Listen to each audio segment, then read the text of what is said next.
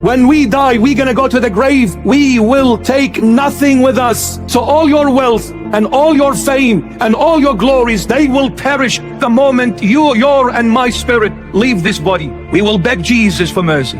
What does it benefit a man that if he gains the whole world, yet at the end loses himself? What does it benefit a man? This is the question that Jesus himself, our Lord, said you must find the answer to it.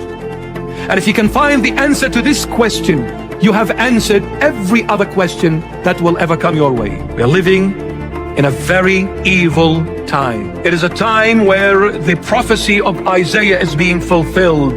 For they call the light darkness and the darkness light. They call the sweet bitter and the bitter sweet. Today is the time where people are calling the light darkness and the darkness light. And here the Holy Spirit reminded me